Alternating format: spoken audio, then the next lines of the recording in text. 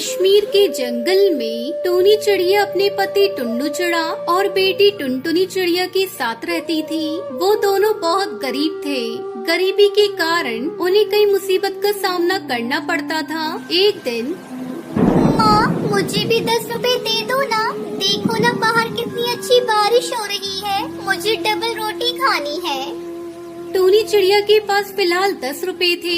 ऐसे में गरीब टूनी के लिए ये तय कर पाना कठिन हो गया था कि वो अपनी बेटी की भूख देखे या पति की। टुनटुनी बेटी तू एक काम करना, डबल रोटी छोड़कर मैगी खरीद ला। तू और बापू दोनों खा लेना। अचानक से बारिश का पानी छत से जगह जगह से टपकने लगता है और तभी कड़कनाथ सेठ दरवाजे पर आकर घर के अंदर झांकने लगता है। अरे ओ टुन्नू के बच्चे, अरे कहाँ है तू? बाहर आ, बाहर निकल। टुन्नू चिड़ा कड़कनाथ सेठ के आगे खड़ा हो जाता है। चल निकाल किराया। 3 महीने का किराया नहीं दिया है तूने अब तक। अभी मेरे पास पैसे नहीं है और बारिश के कारण मजदूरी का काम भी नहीं मिल रहा है। अच्छा, किराया भरने के लिए तेरे पास पैसे नहीं है, मगर बारिश में मैगी ठूसने के लिए पैसे हैं। और हाँ, मेरा नाम कड़कनाथ सेठ है। मैं किसी पर तरस नहीं खाता। हाँ, चल उठा अपना सामान और घोंसला खाली कर। बेचारा गरीब टुन्नू सेठ के सामने बहुत गिड़गिड़ाता है, मगर अमीर घमंडी कड़कनाथ उस पर जरा भी तरस नहीं खाता और उन्हें धक्के मारकर निकाल देता है। टुन्नू उसका गरीब परिवार तेज तूफानी बारिश में भूखे प्यासे इधर से उधर जंगल में भटकते हैं। माँ, पिताजी, मुझसे बड़ा नहीं जाता। मुझे बहुत भूख लगी है और ठंड भी लग रही है। चलो ना घर चलते हैं। टुनटुनी, अब वो घर हमारा नहीं रहा बेटा, वो हमसे छिन चुका है। माँ, तो क्या अब हम इस फुटपाथ पर रहेंगे और क्या हम भी मांग कर खाएंगे? टुनटुनी की बात पर दोनों की आंखों से पानी छलकने लगता है। तभी उन्हें सड़क पर एक पाइपलाइन दिखाई देता है। बहुत तेज बारिश हो रही है, चलो इस पाइपलाइन में चलते हैं। जी पिताजी, यहाँ तो कूड़ेदान है और इसमें से कितनी बदबू आ रही है। मुझे यहाँ नहीं रहना। तुम्हारे पिताजी के पास पैसे नहीं है और बाहर बहुत बारिश हो रही है, इसलिए हमें यहीं रहना होगा। ऐसे ही 2 दिन बीत जाते हैं। तभी सड़क से जा रही एक दुल्हन की डोली देखकर टूनी चिड़िया अपने पति से कहती है, सुनिए जी, कभी तो हम माँ बाप को भी अपनी बेटी की विदाई करनी होगी। पता नहीं सब कुछ कैसे होगा। इस गरीबी में मैं अपने परिवार का पेट नहीं पाल पा रहा हूँ और तू ये कह रही है कि शादी कैसे होगी? अगर मैं थोड़ा बहुत भी पढ़ा लिखा होता तो आज बेरोजगार नहीं होता। तभी टुन्नू कूड़ेदान में एक गरीब पक्षी को खाना बीनते हुए देखता है, जिसके बाद टुन्नू और टूनी चिड़िया अपना पेट भरने के लिए रोज बारिश में कूड़े में से खाना ढूंढते हैं और वो पाइपलाइन के पास में ही एक पेड़ पर टूटा फूटा घोंसला बनाकर रहने लगते हैं। इसी तरह से कई दिन बीत जाते हैं। टुनटुनी चिड़िया बड़ी हो जाती है। सुनो जी, अब हमारी टुनटुनी शादी के लायक हो गई है, हमें उसके लिए रिश्ते देखने चाहिए। ठीक है टूनी।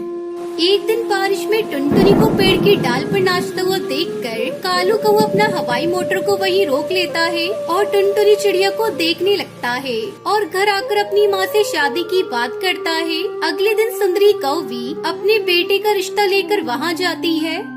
कालू, उस चिड़िया का घर यही है?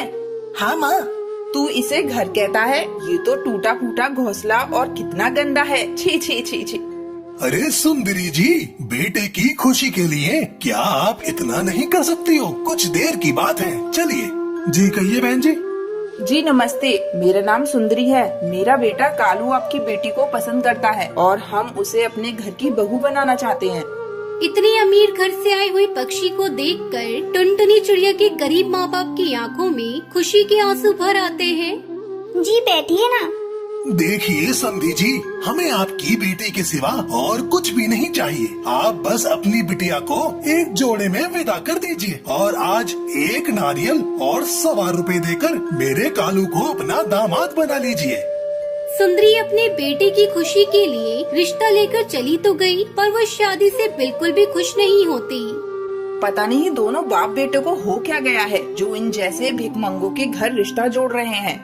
अगले दिन टुनटुनी शादी के लिए दुल्हन की तरह तैयार हो जाती है, मगर शादी वाले दिन बारिश सारा दिन होती रहती है। जैसे तैसे बारात दरवाजे पर आ जाती है।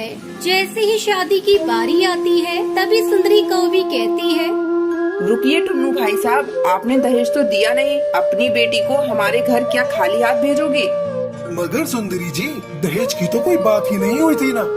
अरे हमने दहेज मांगा नहीं, इसका मतलब ये तो नहीं कि आप दहेज नहीं देंगे। इसी वक्त आप कहीं से भी 10 लाख रुपए हमें दे दीजिए, वरना आपकी बेटी की शादी नहीं होगी। मगर मैं 10 लाख रुपए का दहेज कहाँ से लाऊंगा? देखिए सुंदरी जी, मैं आपके आगे हाथ जोड़ता हूँ, मेरी बच्ची को स्वीकार कर लीजिए, वरना ये गरीब की बेटी की शादी होते होते रह जाएगी। बस पिताजी बस। अरे नहीं बनना मुझे बड़े घर की बहू जहाँ पैसे के लालची पक्षी रहते हो। और माँ जी, कि आपके बेटे इतने नकारे हैं कि कमा कर नहीं खा सकते। टुनटुनी बिल्कुल ठीक कह रही है माँ। भगवान की दया से हमारे घर में किसी भी चीज की कमी नहीं है, फिर ये दहेज क्यों लेना? भाग्यवान, तुम्हें तो खुश होना चाहिए कि किसी गरीब की बेटी का घर बस रहा है और ऊपर वाला तुम्हें इसका फल देगा, और फिर दहेज मांगकर उसकी नजर में दोषी बन रही हो। सुंदरी कौवी को बेटे कालू और अपने पति बिट्टू कबूतर की बात समझ में आ जाती है।